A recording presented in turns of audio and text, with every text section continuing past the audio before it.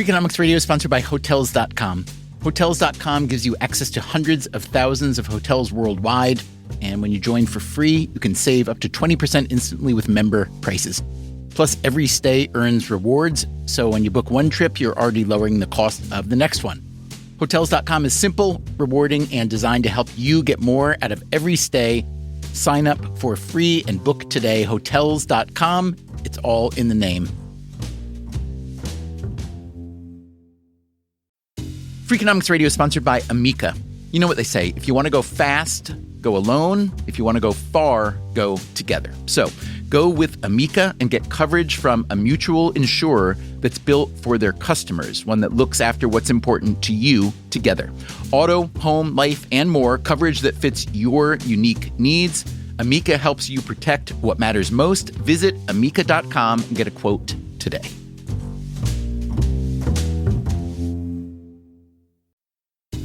Freakonomics Radio is sponsored by Mint Mobile. Ditch overpriced wireless with Mint Mobile. Cut your wireless bill to $15 a month at mintmobile.com/freak. Upfront payment of $45 for 3 months, $90 for 6 months, or $180 for 12 months. Plan required, $15 per month equivalent. Taxes and fees extra, initial plan term only. Greater than 50 gigabytes may slow when network is busy, includes up to 20 gigabytes hotspot. Capable device required. Availability, speed, and coverage varies. See mintmobile.com.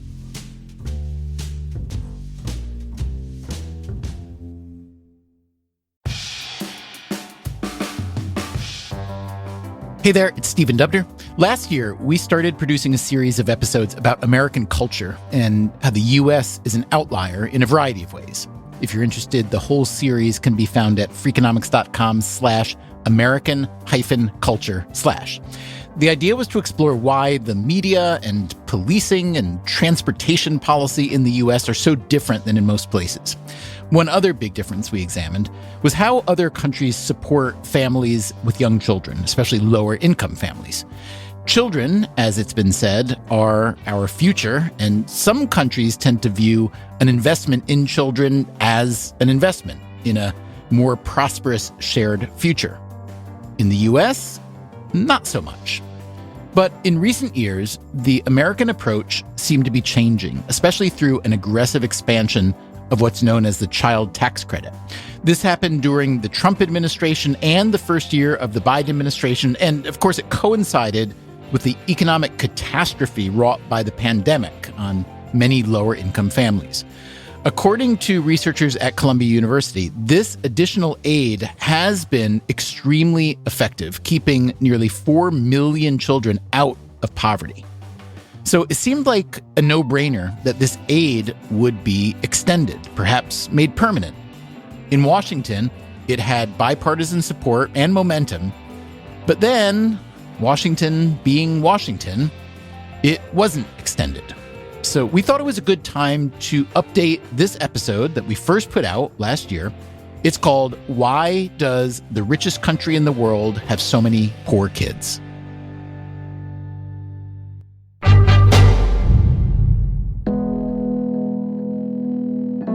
I was under the impression that raising children is pretty much foolproof. That if you just give them some food and they don't freeze to death or fall off a mountain or whatever, that they'll inevitably turn out perfectly fine. Would you say that's an accurate assessment? Yes. First and most important is keeping them alive and getting them to adulthood. And that's what most of the time of mankind has been focused on. But in the last 50, 100 years, we've expanded what it is to raise a child, and we've become much more focused on child development, cognitive development. So you're saying I have to talk to my children among all the other things I have to do? You need to talk and interact with them. Yeah, all of those things are really important. Sounds exhausting. Why would anyone want to be a parent? Well, it can be very exhausting. And for the longest time in this country, we've said to parents, you know what? It's all on you. So yes, this intensive parenting has become the norm, but our structures just aren't set up to support parents in that. The very patient person I've been speaking with here is named Dana Suskind. I am professor of pediatrics and surgery and co-director of the TMW Center for Early Learning and Public Health at the University of Chicago. And I hope you can tell I wasn't being entirely serious about the burden of child rearing. But let's be honest, parenting is a hard thing. And I say that as someone who has not only enjoyed parenting, but, this is a big but as a parent who hasn't had to worry too much about money. If you want to make an already hard thing harder, take away the money.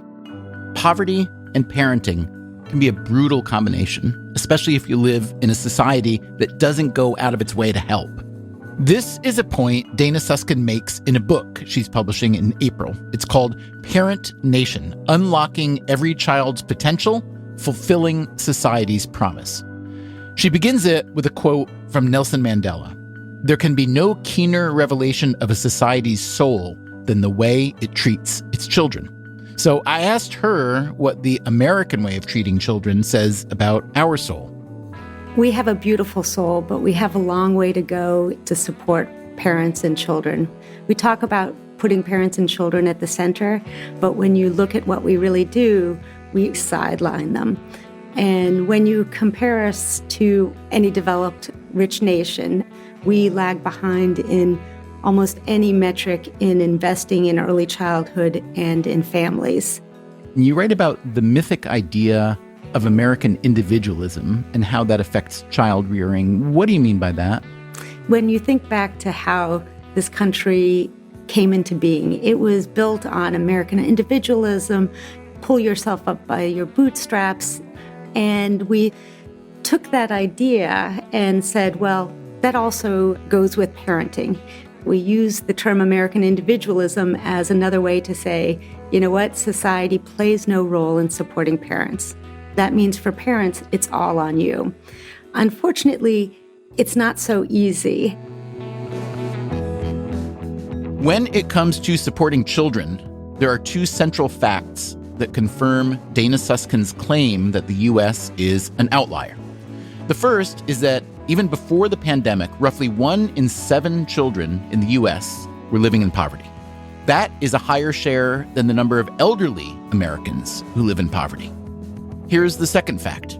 The U.S., despite having the highest GDP in the world and one of the highest per capita GDPs, is relatively stingy when it comes to supporting kids and parents. The United States spends about 1% of GDP on family benefits. France, for example, spends 3.5% of GDP. So today on Freakonomics Radio, how did it come to this? There are a variety of explanations, some of them pretty surprising. Social Security. And what's being done about child poverty? We'll hear from a U.S. senator who happens to be a Republican. I wish I could tell you that the compensation that I'm describing is sufficient to raise a child, but it's not. And a big city mayor who happens to be a Democrat. My mother used to say the hardest job in America was being poor. We'll also hear from our regular assortment of econo-nerds, all of whom are puzzling over the same riddle. Why does the richest country in the world still have so many poor kids?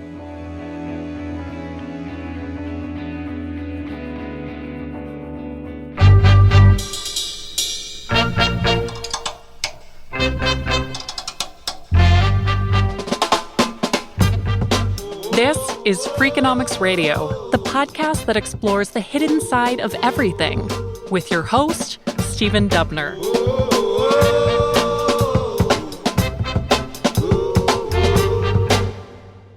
Dana Suskind's research center at the University of Chicago is about helping kids early. One of the biggest problems is that the most important growth during the first 3 years of life, the building of foundational brain development, is largely unseen. All children look cute. They all are interactive. You're like, oh, everything is going fine. But Suskind sees a hidden epidemic repeating itself from generation to generation. And it's not until later that the deleterious impacts of things like poverty and toxic stress, that you see the impacts on brain development. I always say, if we could just see those neural connections occurring, I would bet that we would invest quite differently. We know that developmental delay, language delay is more common among children from disadvantaged backgrounds. That is Kimberly Noble, a neuroscientist and pediatrician at Teachers College, Columbia University. Noble likes to say that the brain is not destiny. By which I mean the brain is highly malleable to ongoing experience. That means if we change the experience, the brain is likely to change as well. Decades of research has shown that growing up in poverty is correlated with many bad outcomes: cognitive development, school performance, even later in the job market. But correlational work really doesn't speak to causality, by which I mean we can't say for sure whether poverty is simply associated with those differences or whether poverty is really causing those differences. And so to address that question from a scientific perspective, we need to employ the randomized controlled trial. So Noble helped design and run exactly such a trial. It's called Baby's First Years. Her collaborators are Lisa Janetian, Catherine Magnuson, Greg Duncan, Nathan Fox, Hiro Yoshikawa, and Sarah Halpern-Meakin. It is the first project to analyze the causal impact of poverty on brain development. How do you run a randomized trial on that? So, of course, you can't randomize people to live in poverty or not live in poverty, but you can randomize people to receive different amounts of poverty reduction. By poverty reduction, Noble means money. The researchers recruited 1,000 low-income mothers from 4 metropolitan areas. These were women who had just given birth. Right there in the labor and delivery floor, we approached them about enrolling in the study. They were told they had the opportunity to receive a monthly unconditional cash gift, which they would be free to spend however they like. This is where the randomization comes in. Different mothers would receive different amounts of money. So what we call the high cash gift group receives $333 a month, which amounts to $4,000 a year. And what we call the low cash gift group receives $20 a month, or $240 a year.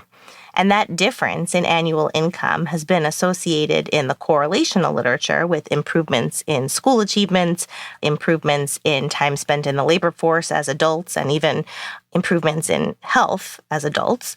But now we're actually going to be able to test whether there's a causal relation there.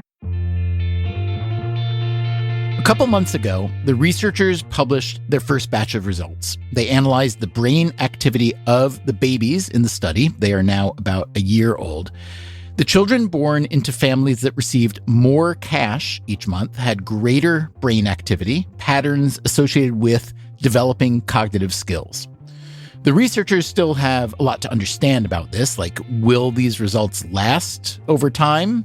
And what's causing the increased activity? Does it have to do with how the families are spending the money? Does it have to do with lowering stress in the family? So we'll have to keep an eye on that. But let's pull back for a moment and look at the big picture. As of 2019, 14.4% of U.S. children lived in poverty. As I mentioned earlier, that's about 1 in 7 kids. Broken down by race, 1 in 4 Black kids lives in poverty. For Hispanics, it's 1 in 5. And for non-Hispanic white kids, 1 in 12. Still, that's more than 3 million white kids in poverty in the U.S. All these numbers, remember, are pre-pandemic. COVID has made things even worse for low-income families. How does the U.S. do with child poverty compared to other countries? Not very well. If you look at a graph of child poverty rates among countries in the O.E.C.D, the U.S. is among the very worst, bunched up with Mexico and Chile, Turkey and Spain. Among the countries with the least child poverty are Finland and Denmark, even Poland and Ireland. The U.S. spends a much smaller share on child poverty than the O.E.C.D average, with very little in the way of direct financial aid. One major form of aid is the EITC, or Earned Income Tax Credit. As the name implies, this is aid connected to income, which makes it conditional on employment. For a lot of parents, this can be a catch-22, since employment often requires childcare, which in the U.S. can be expensive, unlike a lot of other OECD or European Union countries, which provide or at least subsidize childcare. There are a variety of other conditional aid government programs, including TANF, Temporary Assistance for Needy Families, often known as welfare, and the SNAP program, formerly known as food stamps. But the desperation of the pandemic has also led to more unconditional aid. The Biden administration, as part of the American Rescue Plan, expanded the child tax credit, which provides monthly cash payments to families under a certain income level. The payments were scheduled to last only a year, but as we'll hear later, there was a good chance for extended aid. The Biden payments seem to have been inspired by a 2019 report called A Roadmap to Reducing Child Poverty. It was written by a National Academies of Sciences panel that Congress had asked to identify evidence-based policies that would reduce child poverty by half within a decade. One member of that panel is Hillary Hoynes. I'm a professor of economics and public policy at UC Berkeley, and I study poverty and inequality and the role of the social safety net. With particular attention to children, or not really? Very much with a particular attention to children. How would you summarize the means by which the U.S. government has addressed child poverty compared to other wealthy nations around the world? People ask me all the time, why is the child poverty rate so high in the United States? And there's really two simple answers. One, we do less in terms of the social safety net. And secondly, we have a country where in many states, wages are very low. The federal minimum wage, as your listeners know, hasn't changed in many years. And so we end up with a situation where a mom can be working full time at the minimum wage and be classified as poor. To be fair, the rate of child poverty in the U.S. used to be much higher. As recently as 1959, it was 27%, roughly double what it is today. But Hoynes says that progress has stalled over the past couple decades. We see reductions in poverty when one of two things occur. One is we expand the social safety net. And so that's part of the story in the 90s. The expansion of the earned income tax credit dramatically reduced child poverty. But the second thing that happened is there was an increase in employment among single mothers. And wages started to also show some real growth. And so those are the reasons why it declined in the 1990s and then really stayed stable because there was nothing going on in the policy space and wages were at best treading water. One thing that I find curious is if you go back 50 or 60 years, you see that the share of older people in poverty in the U.S. was higher than the share of children in poverty. But that has flipped now. Now it's children who are disproportionately likely to be poor. What happened? Social Security. You know, the 1% of GDP on family benefits in the United States compared to 3.5% in France. If you look at spending on the elderly, we're actually pretty good. We expanded Social Security and that reduced elderly poverty. So is the problem really that children don't vote? I think the problem is that we don't see this as a necessary investment in society. But how can that be? Because every legislator, everybody was a child once, and a lot of them have children. How can that be? In my list of things that might have led us to this moment, one of them might be changing the conversation to this being an investment, because it used to be the conversation was all about, well, okay, I care about reducing child poverty, but I'm worried that it's distorting behavior. Remember Paul Ryan and the women in their hammocks, everyone in their hammocks because of the social safety net. Like that was the discussion. The beginning of it, the middle of it, and the end of it. There has been all kinds of messaging, racist messaging around welfare queens and trying to put that on the backs of poor working women of color, specifically Black women. That was true in the 1980s, and there is a lot of that still with us to this day. That is Kim Janey, who, when we first put out this episode, was acting mayor of Boston. She's a Democrat. Janey later stood for election and lost to Michelle Wu. At the time, Janey was the first woman and first Black person to serve as mayor of Boston. And so I think people are making false judgments that are based in this racist notion of what it means to be poor. And so that certainly has an impact in terms of the willingness for folks to put forth solutions and policies when they think it will benefit a certain segment of the population that they deem being unworthy of that support. I can't imagine that what you say isn't true. On the other hand, it's odd because there are many, many, many, many white kids living in poverty as well. Absolutely. Absolutely. And that was true 50 years ago as well. But again, it was the painting of this picture that I think has helped contribute to where we are. As acting mayor, Janey had been pushing to make Boston's economic recovery from the pandemic a more equitable recovery. The underlying disparities are jarring. According to a 2015 report from the Federal Reserve Bank of Boston, the median net worth of Boston's white residents was just under $250,000. The number for multi-generational Black residents, $8. Not $8,000, even $800, $8. Janey is familiar with poverty. My parents divorced while I was very young. I grew up poor with my mom, experienced food insecurity, housing insecurity. I was bused when I was 11 years old during the 1970s battle to desegregate Boston public schools, which came decades after Brown versus Board of Ed. I had rocks and racial slurs thrown at me. My parents, though, always fought for me in terms of my education. I think the more we invest in children, particularly in those early years. I mean, there are studies that support this, that child development from birth to 5, and particularly birth to 3, is so critically important. And if we really care about eliminating the opportunity and achievement gap, there would be much more investment in these early years. Let's talk about that 0 to 3 gap, because academic researchers do say that a lot of the deficits among poor kids, by the time they get to school, language and cognitive deficits and so on, they're already formed. The government typically doesn't get involved in the welfare of children until early education.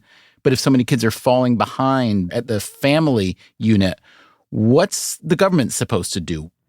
Well, the government has helped create these issues in the first place in terms of denying who would be able to build generational wealth. And that is well documented. People can throw their hands up and say, oh, these are personal choices that people are making. That's rubbish.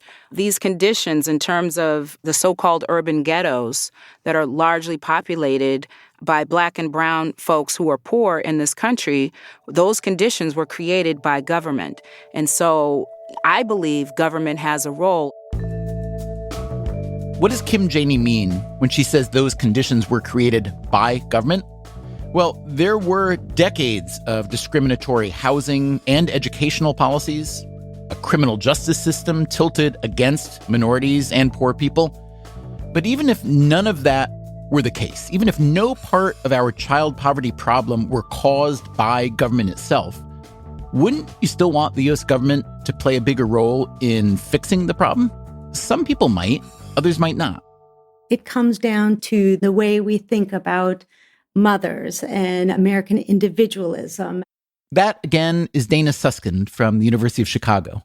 Government stepping in this early childhood space has always felt uncomfortable at some point. And you think that relates to American individualism? I think that it's probably even more than that. That might be a little bit of an excuse. Look, it costs money to invest in our future. My colleague Jim Heckman has shown up to a 13% return on investment in investing in early childhood. But that seems far off for people. But what COVID has really shown us is that investing in the early childhood space is as much an issue of gender parity as it is civil rights, and that we need to invest in that now if we want women in the workforce, if we want every child to have a chance.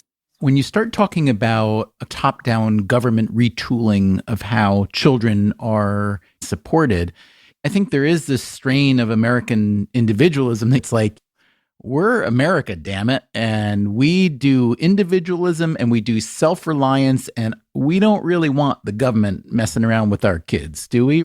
Well, guess what, Stephen? I couldn't agree more. We don't want top-down. Fundamentally, to understand what it is for parents to be able to choose how they want to raise their kids, with the idea that every parent wants the best for their kids, we need to create contexts that allow parents to do it. You can't tell me that having to work 3 jobs without benefits and having no high-quality childcare is really giving parents the choice to do what they need to do. No, just the opposite. We've created a structure where parents have no choice, where parents aren't able to parent the way they want to. Maybe it was COVID. Maybe it was something else. But over the last several months, Washington, D.C. finally seems to have got religion when it comes to child poverty. So, after the break, what happens next? There's no question there will be unintended consequences. And remember, if you'd like to hear the earlier episodes in this series about how the U.S. is different from other countries, you can find that at freakonomics.com/American-culture/. You can listen to our entire archive on any podcast app or on Spotify or Amazon Music. You can also get all the other shows in the Freakonomics Radio Network. No Stupid Questions, People I Mostly Admire, and Freakonomics MD. We'll be right back.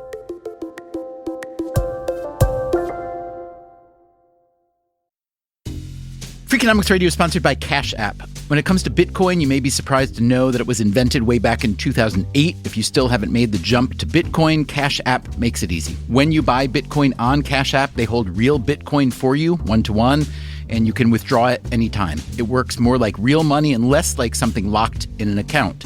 No extra steps, no restrictions, just access and control when you need it. For a limited time, new customers can get $10 added to their balance. Just use code BITCOIN10 when you sign up. And don't forget this part, send at least $5 to a friend in the first 2 weeks. Terms apply. Cash App is a financial services platform, not a bank. Banking services provided by Cash App's bank partners. Bitcoin services provided by Block Incorporated brand. For additional information, see the Bitcoin disclosures at cash.app/legal/podcast.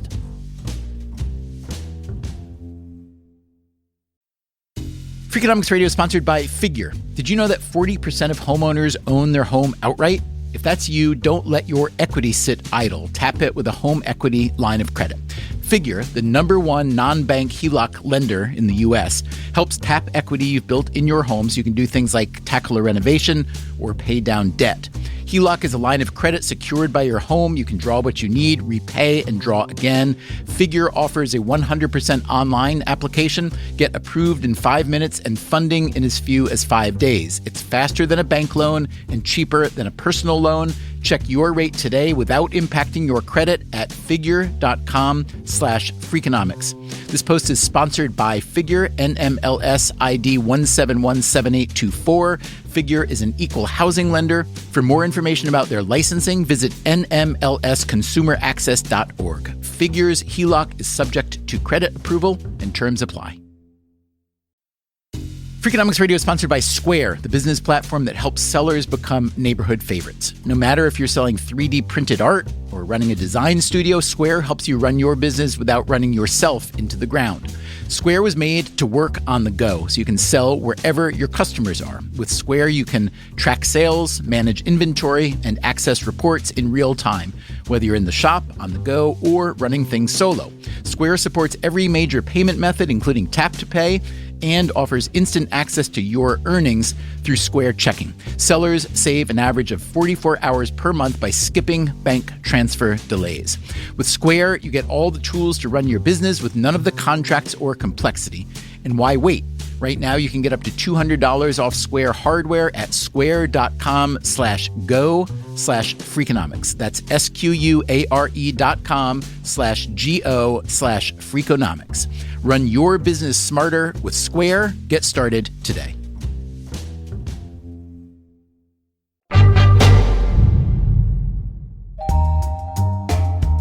Over the past few decades, much of the government aid to families and children in the U.S. has been tied to employment. Lisa Janetian is an economist at Duke. That's really different than comparable benefits offered to families worldwide. Whether you think about Scandinavian countries and the United Kingdom or Canada. Janetian also helps run the research project we heard about earlier, Baby's First Years, where researchers are giving money to poor families to see how it affects their children's development. So the U.S. does stand apart on really feeling like work is important and encouraging, incentivizing people to work. And I don't think anyone would argue against that. Certainly no economist would. But when you have a safety net so tied to employment, there are some things to worry about.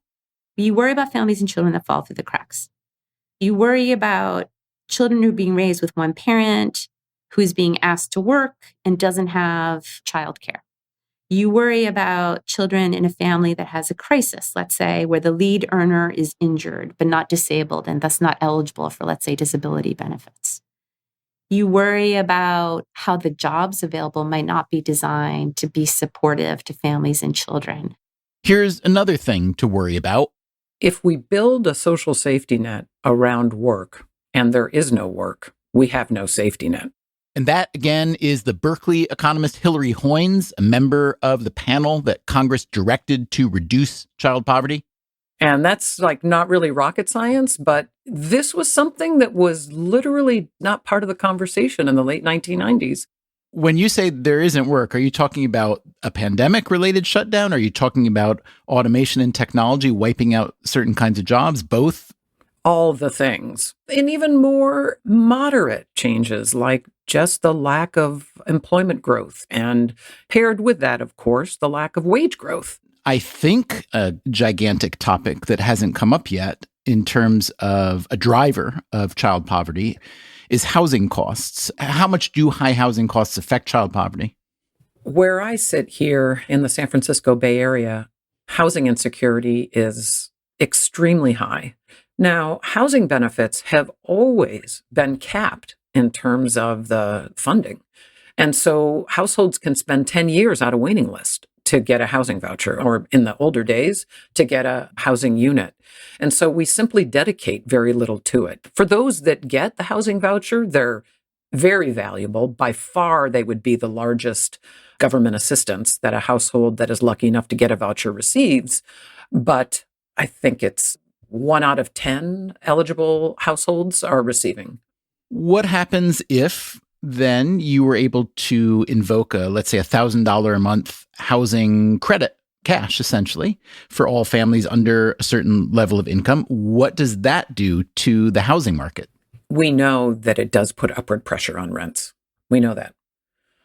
This is talked about with the earned income tax credit. If the earned income tax credit subsidizes a lot of people to go into work, is part of that increase in labor supply, quote, captured by employers in terms of lower wages. So the solution there is, well, you need to have a better wage floor. And so having a higher minimum wage really couples well with the earned income tax credit. And so that's the question that comes up with housing. Do we need to combine it somehow with more, rent stabilization caps? Your enthusiasm and your support for these seemingly no-nonsense ideas sounds so viable. Like all it needs really is a crapload of money. Is that essentially the problem? Yeah, it is. I mean, as I like to say, it's not rocket science. You just need to give people more money. I will say we have learned a lot about different ways of doing redistribution. But at the end of the day, part of it simply requires a dedication of resources. And critically, what we're learning now that we did not know 10 years ago, 15 years ago, is that these are investments. They're not just spending streams. But if I say, yes, Professor Hoynes, that all sounds really lovely. And I know you say it's an investment and it literally pays for itself in the long run. But where's that money come from now? Who do you take from to give to these children several $1 trillion a year to bring the U.S. at least in line with other rich countries? I think we do it in all the ways that we increase taxes. I mean, the report came out that we think that $1 trillion in avoided taxes is happening right now because we've defunded the IRS and aren't maintaining our existing tax code, let alone taking back some of the reductions that we've seen over the last 20 years. So I think I would do something broad-based that increases the base a lot, as well as increasing rates on those that have experienced such tremendous gains over the last 20 years. What if I say, okay, Hillary, you're a smart person. You know this topic. I accept your indictment of our country. And so I hereby declare that we, the U.S. government, Congress, are going to triple our spending. And next year, we push child welfare spending to 3%. Does that solve the problem, or at least begin to solve the problem? Or are there more underlying structural differences between the U.S. and these other countries that make it not so easy to solve, even with that much money? Oh, I think we can solve the problem. I mean, that's not to say that there will be no problems in America and there won't be disparities and labor market discrimination and all the rest. But, this National Academy of Sciences panel that I was part of, we were charged with using evidence-based existing policy that would reduce child poverty by half in 10 years. And at the core of our proposals to meet that goal was a child allowance that looks very similar to what the Biden-Harris plan is, our one-year plan that we currently have through the American Rescue Package. Starting with very simple, unconditional child tax credit, or child allowance, the bedrock of most European countries' child benefit system, could get us all the way there. And that seems to have appeal to all political players, yes? Well, we'll see what happens, but we do have Mitt Romney making a proposal that has a lot of similarities to what the Biden-Harris proposal is. And the policy evolution that makes both Romney and Biden-Harris a kind of natural, organic evolution is it's building on an existing child tax credit that we've had since 1997 and was most recently expanded under the 2017 Republican tax plan. We have, for families with children this year, an unconditional cash benefit, and we've never had that before. The Biden-Harris plan, as well as the Romney plan, are fundamentally different than anything we have done in American history. But the two plans differ from one another, and we can talk about that. Okay, let's talk about that. And let's go straight to the source. I'm Mitt Romney, and I'm the junior senator from the state of Utah. Romney, a Republican who twice ran for president, last year announced his Family Security Act. It would replace the child tax credit and send a monthly cash benefit of $250 for every school-aged child in America and $350 for every younger child. It would go to families earning up to $400,000 a year for couples filing jointly. It does seem as though child welfare has captured the attention of Washington lately, not for the first time, certainly, but it has. Why now? Well, I think there's a recognition that TANF, that was created some years ago, has failed to reduce the number of out-of-wedlock births. It's failed to reduce the number of marriages we hope to see, that there are a number of people who seem to be trapped in permanent poverty. And at the same time, our birth rate continues to go down.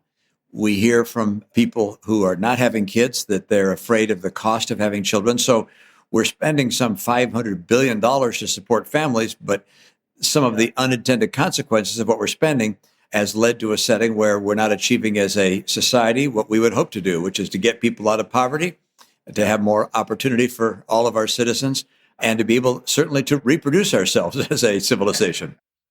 The child poverty rate in the U.S. is much higher than many other rich countries. Why do you think that is? Well, part of it is the way we spend money. As you know, there are substantial penalties in our safety net system for individuals who might get married. So a single person with a couple of children at home is going to do better off not married than he or she would do if they did become married. And guess what? Incentives have an impact. And so people don't get married. And we know that one of the keys to being able to help people get out of poverty is being married and having two people in the home that can invest their time and talents raising a child. It's been said that older people have better aid programs in the U.S. because they're a big voting bloc, and that children haven't been as well protected because babies don't vote. Is that too cynical or fairly true? Well, I think there's a lot of attention on senior citizens, in part because of the reality that senior citizens do vote. It's a large bloc. And as a senior myself, we're loud. We have a lot to say politically. And with regards to our children and the poor, typically the poor are not very active in terms of becoming voters. They're not terribly active politically. And so there may not be as many people who are listening to young parents that are trying to raise children. But what I found is that families are having a hard time, and many would like to have children or have more children, but they feel they can't afford kids. Our population is declining pretty substantially. We're down, I think, 5.8 million people from where we would have been had we maintained the birth rate of the last decade. So we got some work to do. And what about you specifically? I see you have 25 grandchildren. So first of all, congratulations. That's got to be wonderful. Are we sure that your Family Security Act isn't some kind of Washington self-dealing to make sure that all the Romneys down the road are well taken care of? I mean, obviously I'm kidding, but I am curious about your personal attraction to this topic. Well, there's no question that I love my wife, so I love marriage, and I love my grandkids and kids, so I love family. So that's true. I would note that there is an income test to the support in my plan. And fortunately, or unfortunately, depending on your point of view, my grandkids would not qualify, or their parents would not qualify under the income test. So there's no financial benefit to me or to my offspring. But I do know that for many, many young couples, that they would like to have a child or like to have a child earlier or like to have an additional child. And they do the calculation and say, we just can't afford that. And as a nation, we can't afford them not having kids. And so what I've done is I've looked at all these programs we already have, many of which are counterproductive, and I collapsed them into, instead of a tax refund that you might get at the end of the year for having kids, instead provide a monthly check that can be used to help the child with food, clothing, healthcare, shelter. And that's far more predictable for a parent. And obviously there are income tests and so forth to make sure that it's not abused. So let's talk about the potential unintended consequences. As you noted, almost every policy has some unintended consequences. Are you at all worried that the Family Security Act may encourage some families to start having boatloads of kids in order to get what looks like easy money, even if they don't have a desire or plan to raise a lot of children well? Well, I wish I could tell you that the compensation that I'm describing is sufficient to raise a child, but it's not. It still requires a sacrifice by the parents. That's number one. And number two, there's a limit as to how many dollars a household can receive. But there's no question there will be unintended consequences. And I presume that legislators and leaders in the future will look for those and make adjustments, just as I'm attempting to do. So your proposal for the Family Security Act wouldn't look terribly out of place coming from a Democrat. I hope you don't take offense to me saying that. There are a lot of parallels to what's being proposed by the Biden administration. You have also been famously critical of former President Trump and the Republicans who still profess allegiance to him. Do you think about leaving the Republican Party? No. And I would note that there are several Republican senators who've proposed plans similar to the one I proposed. So we all care about kids and child poverty and supporting families. I really do think the Republican Party is the family party. And I can tell you that my home is in the Republican Party because of the policies of our party. I just happen to think the policies of conservatism are better for the working men and women of America. If I didn't believe that, I wouldn't be in this party. Now, that doesn't mean I support every other Republican and that every Republican elected official is someone who I'm fully behind. I, after all, voted to impeach President Trump. And so, yeah, there are some people in my party that I wish were not playing as visible a role. But I'm still devoted to the principles of conservatism because they work. And if someone can demonstrate to me better principles, I'm willing to listen and to learn. So in talking about this proposal, you've said in creating an incentive for people to have children, I don't care whether the mom is working a minimum wage job earning $16,000 a year or a lawyer earning $100,000.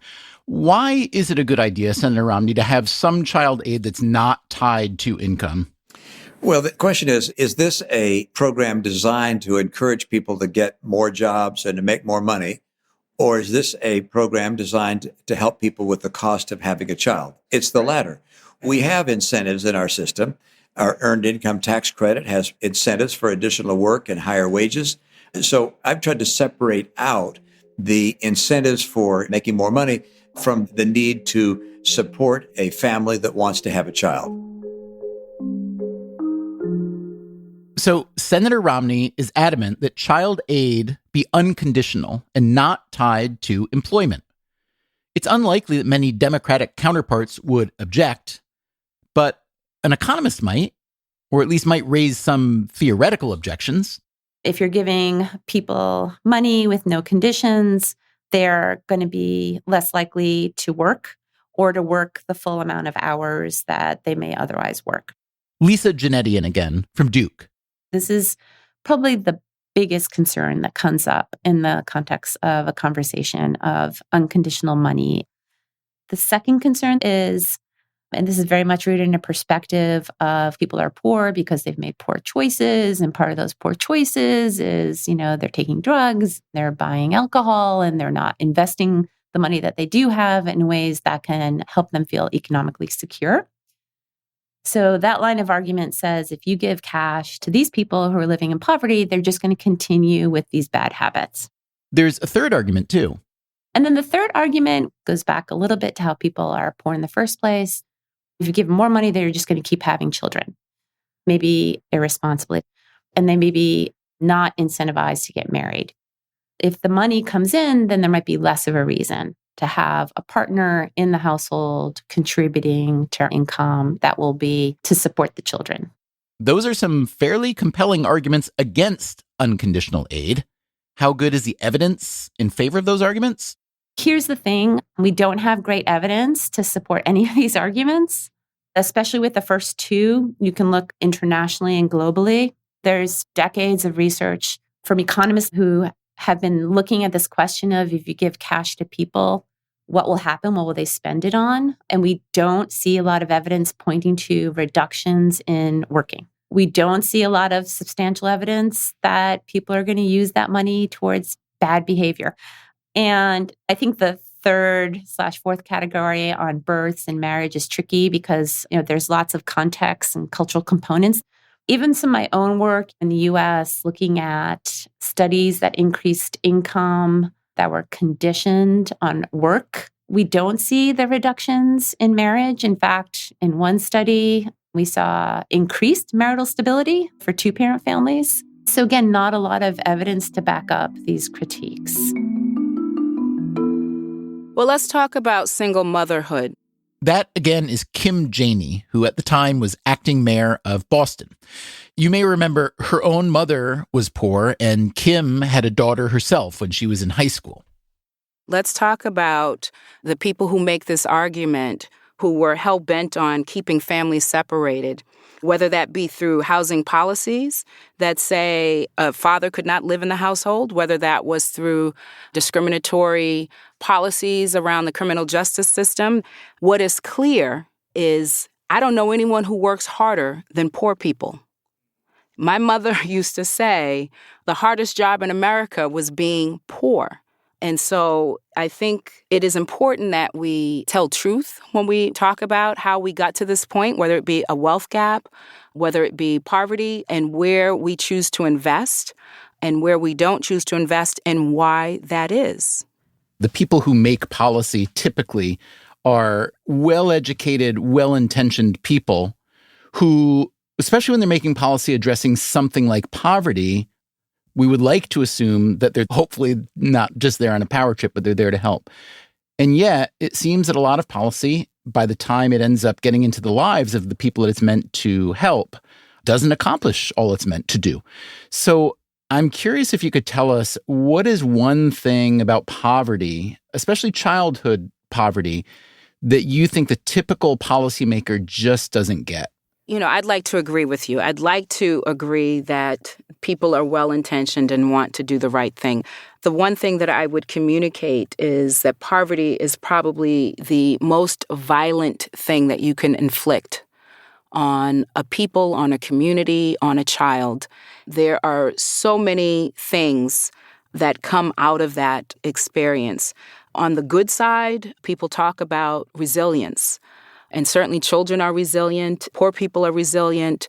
But why should we have to continue to overcome things that other folks don't have to, particularly in one of the richest nations in the world, that should care for our youngest, our future workforce, our young people who are going to take care of us in our twilight years? I think too often there are judgments being made. Too often there is blame around poverty. Like this is a choice that people wake up saying, I want to be poor today. Like, that's ridiculous. We need to hear from those who are directly impacted by the decisions that are being made. And we need to make sure that we are truly hearing and listening and acting in a way that would include their voices. It does seem that Washington has been listening to the researchers and the advocates who've been calling for a radical change to how the U.S. helps raise its children. And as we noted earlier, there is growing evidence that the aid so far has been working. Researchers have found the additional money has helped lower child poverty and related problems like food insufficiency. Given what we heard from Mitt Romney and what the Biden administration has been pushing for, it looked like there might be a lot more money on the way. I'm honestly still surprised it's happening right now. The economist Hillary Hoynes again. And I think about all the reasons why it might be happening, and COVID-19 is absolutely one of them. It has highlighted the inadequacies of our social safety net. I was very surprised to see that this could pass, even for 1 year in the rescue plan. And I was encouraged to see Mitt Romney making a counterproposal. I didn't think that America was ready for this, or at least American policymakers.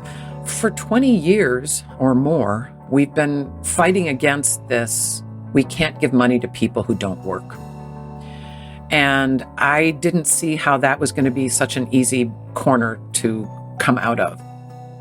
But that corner has been come out of. Absolutely. Lisa Janetian again. For many of us who've been in the business of studying poverty and working hard to evaluate programs and just make the lives of low-income children better in this country, we felt like we were fighting against a tidal wave. I mean, is America ready for this? Like, we're ready. We are prepared for things like direct cash payments. The way I think about it is, if at the end of the day, the North Star in our country is building the healthy brain development of our children, what does it take? And that, again, is the pediatric surgeon and researcher, Dana Suskind. It simply takes that nurturing interaction with the adult and child and protection from toxic stress. And if you keep that as the fundamental of what you're trying to push forward, you can understand how the different policies play into that. There's not just one policy. You basically want to give parents time, resources, and the education to allow them to do that. It makes sense why paid family and parental leave would be important in those first months of life, because that's what's building the brain. It then makes sense why you need high-quality childcare, because we're basically a full workforce society. So it's not just a one policy approach, it's a cultural attitude, an attitude that we really are putting children and families at the center of our country. I'm really hopeful. I have to tell you, it feels like a really big idea, and there have been lots of people working in this field for so long trying to push it forward. Could it be that what's happened in this last year and all the horribleness, that we're actually at that tipping point, that we actually will put children and families first? I'm not sure. I hope so.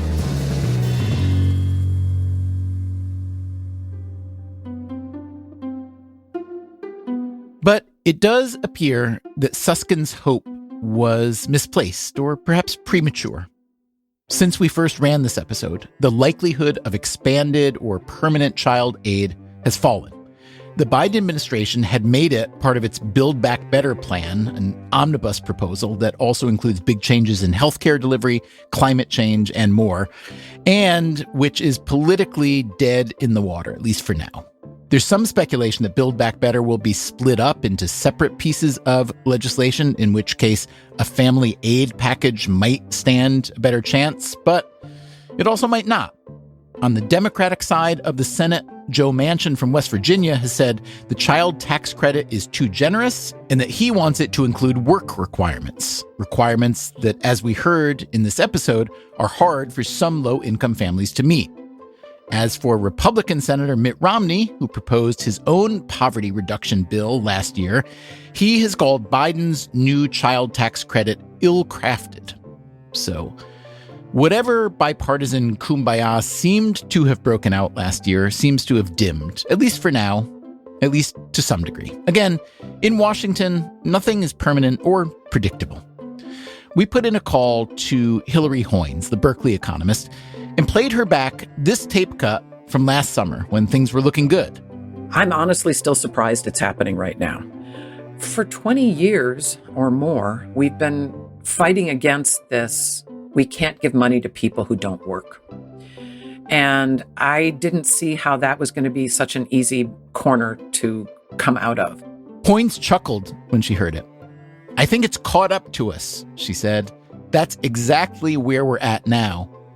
Hoynes says she's still optimistic that one or two senators will change their minds and revive the momentum, but, she admits, expanding a permanent cash benefit to parents won't be easy. She said, "We don't trust poor mothers to make decisions that are best for their children." What do you think? Is Hoynes right? Will the U.S. start to look more like other countries when it comes to family benefits? We'd love to hear what you think. We are at radio@freakonomics.com. Coming up next time on Freakonomics Radio. The first secret is use incentives that can scale. Be as diverse as you possibly can as early as you can. Make all of your decisions on the margin. The experimental economist John List, who's been on this show before, has just published a book called The Voltage Effect: How to Make Good Ideas Great and Great Ideas Scale. Next week, we'll hear from it and him in a special edition of the Freakonomics Radio Book Club. We all have lifelong ambitions, don't we? That's next time. Until then, take care of yourself, and if you can, someone else too. Freakonomics Radio is produced by Stitcher and Renbud Radio. We can be reached at radio@freakonomics.com. This episode was produced by Mary Duduke. Our staff also includes Allison Craiglow, Greg Rippin, Zach Lipinski, Ryan Kelly, Morgan Levy, Rebecca Lee Douglas, Jasmine Klinger, Eleanor Osborne, Emma Terrell, Lyric Bowditch, Jacob Clementi, and Alina Kuhlman. Our theme song is Mr. Fortune by the Hitchhikers. All the other music was composed by Luis Guerra. You can get the entire archive of Freakonomics Radio on any podcast app.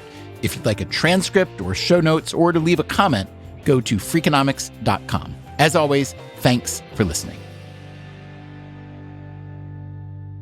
Did it record? Can you imagine an hour and a half, nothing recorded? I would die.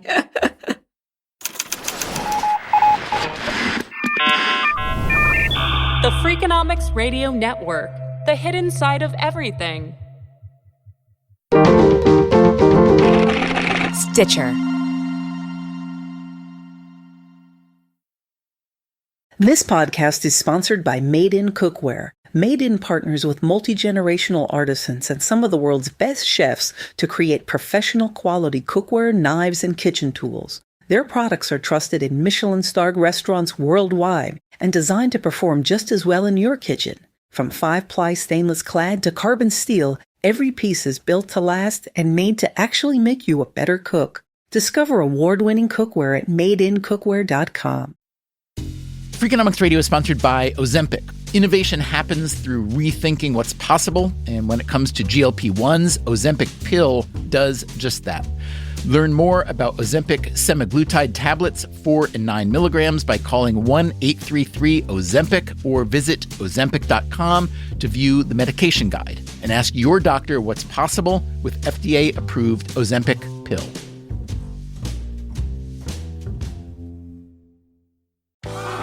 Welcome back to Should I Get It Delivered? Contestant, you're out of food and your meds, but are too tired to get up. Do you A, pout, B, beg your roommate, or C, get Walmart to deliver it all same day? Same day? Who knew? Gonna go with C, Walmart. That is correct. Walmart offers same-day delivery for prescriptions, groceries, and more. I love not leaving my couch. Walmart. Who knew? Subject to availability, restrictions, medication exclusions, and fees apply.